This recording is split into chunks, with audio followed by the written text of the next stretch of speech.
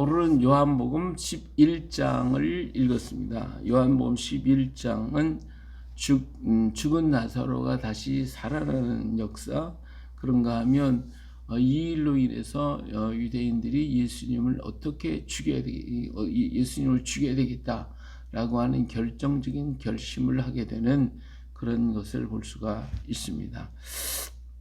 자, 마리아와 마르다, 베다니의 그 나사로, 이렇게 삼남매가 살고 있는 집이죠. 예수님이 예루살렘을 올라가실 때마다 꼭 들렸던 곳이고, 이들은 예수님을 너무너무 사랑하셔서 정말 항상 예수님을 잘 모셨던 그런 가정이었습니다. 근데 나사로가 병이 들었어요. 이 마리아는 향유를 예수님께 향유를 붓고 머리털로 주의 발을 닦던 사람이었고, 또 나사로는 그의 오라버니였던 것을 볼 수가 있죠. 자, 그런데 나사로가 병들어 죽게 되었어요. 그래서 예수님에게 연락을 했죠. 예수께 사람을 보내 이르시되 주여 보시옵소서, 사랑하신 자가 병들었나이다. 이렇게 하니까, 자, 예수님께서 이 말을 들으시고, 죽을 병은 아니다. 이 병은 죽을 병이 아니라 하나님의 영광을 위하며 하나님의 아들이 이로 말미암아 영광을 받으시게 하려 함이라. 예, 이렇게 말씀을 하셨죠. 그러나 병들었다는 말을 들으시고 올라가려고 했지만은, 사실은 이 10장에서 예수님을 돌로 쳐 죽이려고 했던 이런 사건이 있었습니다. 그렇기 때문에 유대인들을 부딪히게 되면 또다시 이런 사건이 일어날 것 같으니까 사실 올라가기가 어려웠겠죠. 그런가 하면 또 제자들은 예루살렘에 올라갔다가 이제는 뭐 마저 죽을 것 같으니까 올라갈 생각을 안 하는 거죠. 이 나사로가 병들었다고 해도 올라가려고 하지를 않습니다. 자, 예수님께서 제자들에게 이르시되, 자, 가자, 올라가자 하니까 제자들이 라비오, 방금도 유대인들이 돌로 치려했는데 또 그걸로 가려고 하십니까? 지금이 낮이 아니냐. 그러니까 낮에 다니면 이 세상의 빛을 봄으로 실족하지 아니하고 밤에 다니면 빛이 그 사람 안에 없는 거로 실족하느니라. 그러니까 지금은 일할 때야, 일할 때. 그러니까 빨리 가자 하고 얘기를 했지만 제자들은 안 가려고 하는 거예요. 나사로가 잠들었어. 내가 깨우러 가니까 잠들었으면 괜찮잖아요. 자꾸 이 핑계 저 핑계하고 가자고 하지 않습니다. 간다고.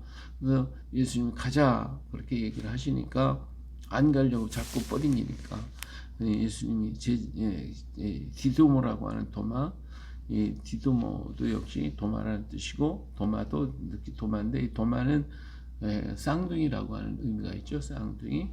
자, 도마가 얘기해요. 자, 가자. 우리가 예수님과 함께 죽음을 같이 죽자. 이렇게 하면서 제자를 막 독려해가지고 같이 올라가게 됐죠. 자, 올라갔는데 벌써 나사로는 죽은 지 나흘이나 되었어요. 나흘이나 됐으니 뭐 감당이 안 되죠. 이제 사람들은 통보를 받고 이스라엘 땅은 날이 뜨겁기 때문에 죽으면 금방 갔다가 이렇게 무덤에 장사를 지낼 수밖에 없는데, 많은 유대인들이 마리아와 마르다의 집이 상당히 이렇게 잘 했던 것 같아요. 동네 사람이나 그 주변 사람들이. 그래서 많은 유대인들이 마르다와 마리아의 집에 와서 위로하고 조문을 왔을 때에 예수님께서 같이 예수님 오셨죠. 근데 마르다가 이제 예수님 오신다는 말을 듣고 나가서 맞이했어요.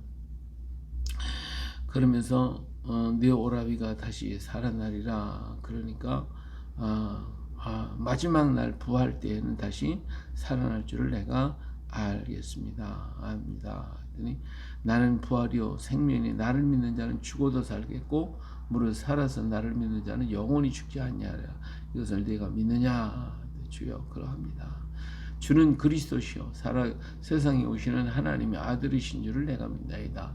이 마르다의 신앙 고백이죠. 주는 그리스도시요 세상에 오시는 하나님의 아들이십니다. 정말 놀라운 신앙의 고백을 합니다. 자, 마리아가 와가지고 예수님을 만났죠. 마리아가 예수님 만나고 울면서 여기 계시더라 우리 오라비가 죽지 않았을 텐데 하면서 막 울 때에 예수님께서 정말 안타깝게 생각하시고 함께 우셨어요. 여기 보니까 예수께서 그가 우는 것과 또 함께 온 유대인들이 우는 것을 보시고 심령이 비통히 여기시고 불쌍히 여기시다 이르시되 그를 어디 두었느냐. 이때 예수께서 눈물을 흘리시더라 그랬어요. 예수님께서 정말 인생의 정말 사랑하는 자들이 죽어서 울고 있는 그 모습을 바라보면서 인생에 찾아온 죽음이라는 문제, 누구나 이 죽음의 문제에 부딪혔을 때 그 아픔과 고통과 괴로움을 생각할 때에 이 죽음의 문제를 어찌할 것인가, 정말 아파하시고 슬퍼하시는 예수님의 모습, 인생에 죽어야 되고 이렇게 이 문제 죄 때문에 죽어야 되는 이러한 안타까움에 함께 눈물을 흘리셨습니다. 자, 사람들은 뭐 예수님 우시는 모습을 제대로 알지도 못하고 장님은 눈뜨게 만든 사람이 이 사람을 죽지 못하게 못했나 하고 속으로 또 빈정대고 있는 것이죠. 예수님께서 무덤 앞에 가서 돌을 옮겨 넣어라 그랬더니 마르다가 아이고 벌써 죽은 지가 나흘이에요. 냄새가 나요. 그러니까 내 말이 내가 믿으면 하나님의 영광을 보리라 하지 않았느냐. 그래서 돌을 옮겨 놓게 되죠. 그러니까 예수님께서 하늘을 우러러 이렇게 우러러 하늘을 보시고 눈을 들어 우러러 보시고 아버지여 내 말을 들으신 것을 감사하나이다. 항상 내 말을 들으신 줄을 내가 알았나이다. 그러나 이 말씀을 하옵는 것은 둘러서는 무리를 위함이니 곧 아버지께서 나를 보내신 것을 그들로 믿게 하려 함이니이다. 라고 하시면서 기도하신 다음에 나사로야 나와라 하고 외쳤죠. 그랬더니 나사로가 무덤에 죽어서 지금 냄새가 나는 부패되고 냄새가 나는 그 나사로가 벌떡 일어나가지고 그 모든 수족을 다 배로 동여놨는데 그것을 그대로 미라처럼 이렇게 해서 나오는 거예요. 사람들이 얼마나 놀랐겠어요. 기절초풍을 했겠지. 예수님께서 풀어 놓아 다니게 해라. 풀어줘. 그래서 정말 이 사건이 너무 놀라운 충격적인 사건을 만나게 됐죠.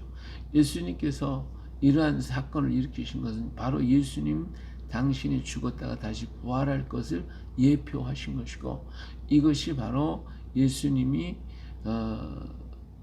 죄의 문제, 슬퍼하시고 아파하셨던 그 문제를 해결하기 위해서 나아가시는 그런 모습을 여기서 보여주시는 것을 알 수가 있습니다. 그래서 많은 사람들이 이 사건을 보고 놀래가지고 예수님을 믿게 됐고, 그때 어떤 바리새인들은 가서 예수께서 하신 어떤 사람 바리새인들에게 가서 예수님 하신 일들을 얘기하고 대제사장과 바리새인들 사두개인들 이들이 전부 다 모여가지고 야 이거 큰일 났다. 사람들이 막 전부 다 자기네도 예수님 죽이려고 그랬는데 사람들이 전부 다 막 모여가지고 예수를 믿고 이런 기적이 생기고 난리가 나니까 야 이러다가는 우리가 위협을 당하겠구나 하는 거죠. 그러면서 그들은 겉으로는 얘기해. 많은 군중들이 모이고 시위가 일어나고 문제가 터지면 로마 군사들이 와가지고 우리를 다 죽일 것이고 우리 민족을 빼앗아갈 것이다. 이거 어떻게 하면 좋겠냐 하고 막 자기네들 자신이 위협을 당할 것을 당할 것인데 그것은 아니고 우리나라 민족들이 다 죽을 것이고 옛날에 그런 사건이 있었잖아요. 63년인가요? 로마 군사가 와서 예루살렘 성 안에 있는 사람을 다 죽여버렸거든. 이런 사건이 또 생길 것 아니냐. 그러니까 어떻게 하면 좋겠냐. 그럴 때 대제사장이든 가야바가 말하기를 한 사람이 백성을 위해 죽으면 죽어서 민족이 망하지 않게 되는 것을 너희가 이것이 유익한 줄을 생각하지 않냐. 그 말은 뭐예요? 백성들이 이것 때문에 곤란을 당한다면 차라리 한 사람 죽는 게 낫지. 우리 다 죽는 거 이거 내버렸다 죽으면 어떻게 되겠냐. 자, 이 얘기를 하는 것은 뭐예요? 예수를 죽임으로 우리가 살자는 것이죠. 바로 이것이 예수님께서 죽으신 이유예요. 예수님이 십자가에서 죽으신 것은 인류를 위한, 모든 인류의 죄악을 위한, 그들이 죽어야 할 것을 대신 죽어주시는 그 이유가 여기에 있는 것이죠. 그래서 예수님께서 이제 그들이 예수님을 죽이려고 모의하게 되었죠. 6월절이 됐어요. 6월절이니까 사람들이 전부 다 이제 예루살렘으로 모여들 때에 사람들이 예수님을 만나고 싶은 사람들도 있었고, 예수님을 어떻게 하든지 죽이기 위해서 고발하는 자를 찾는 이러한 일들이 생겨지게 됐다라고 하는 것을 볼 수가 있습니다. 그래요. 오늘 예수님께서는 인간에게 찾아온 죽음의 문제, 이것 때문에 아파하고 괴로워하십니다. 이것이 무엇 때문에? 죄의 문제거든. 죄값은 사망이기 때문에 죄의 문제라고 하는 것을 생각할 때에, 물론 나사로가 죽어서 슬프다, 그것보다는 인간에게 온 이 아픔의 문제, 그래서 모두가 울고 아파하고 괴로워한 그 인생의 모습을 바라보고 주님도 아파하시며 눈물을 흘리시던 것을 볼 수가 있죠. 그렇기 때문에 예수님께서 정말 이들을 위해서 이 죄의 문제를 해결해야 되겠구나, 이런 결심을 또 다시 하게 됐고, 다시 한번 인생의 아픔을 느끼시고 슬퍼하시는 예수님의 모습을 볼 수가 있습니다. 자, 그런가 하면 대지상 가야바도 그런 얘기죠. 한 사람이 만민을 위해 죽으면 된다 이거죠. 우리 백성을 위해서 죽으면 된다라고 하는 거죠. 그렇기 때문에 예수님은 대표자로서, 인생의 모든 인류의 대표자로서 죽으심을 당하신 것이죠. 그래서 예수님이 죽으심으로 모든 인류가 살아날 수 있는 그러한 길을 마련해 놓으셨으니까, 십자가는 뭐예요? 인류를 대신하여 죽어주신, 대신에 혼자 죽어주신, 인류의 죄값을 짊어지시고 죽어주시고 그들을 죽음에서 건져주신 주의 놀라운 역사가 바로 십자가의 사건이다 라고 하는 것을 여기에서 11장에서 분명하게 보여주고 있습니다. 그렇기 때문에 예수님을 믿는 자는 예수님의 그 은혜를 깨닫고 주께로 돌아오는 자는, 십자가에 대속하신 예수님이 우리의 죄를 대속하셨다는 것을 믿는 자는 그 모든 죄에서 벗어나서 생명을 얻게 됩니다. 내가 부활이요 생명이라고 말씀하신 것처럼 예수님의 십자가의 사건을 믿는 자는 부활할 것이고 생명을 얻게 되고 영원한 죄에서 벗어나게 되어지는 것입니다. 이 같은 놀라운 그 역사를 위해서 이 땅에 오셨고, 이 땅에서 인간과 함께 고통과 괴로움과 슬픔과 아픔을 다 겪으시면서 그 아픔을 통하여 더 정말 인류의 죄의 문제를 해결하기 위해서 한 걸음씩 더 가까이 가시는 예수님의 모습을 볼 수가 있습니다. 이것이 바로 하나님의 사랑이십니다. 하나님의 세상을 이처럼 사랑하사 독생자를 주셨으니 한 가지 조건이, 그를 믿는 자마다 멸망치 않고 영생을 얻으리라. 우리 주님은 만인을 위해 죽으셨지만 그를 믿는 자에게 이 역사가 효과가 되어진다는 사실을 분명하게 말씀해 주셨습니다. 그래요. 오늘 얼마 전에 예수님 오신 날을 우리가 기념했듯이 오늘 또 우리를 위해 죽어주신 예수님, 그래서 내가 살게 된 것을 믿는 자마다 영생을 얻게 될 것입니다. 이 은혜 받은 오늘 우리 더욱 주님 찬양하며 영광 하나님께 돌려드리는 우리 모두가 되시기를 예수님의 이름으로 축복합니다. 할렐루야.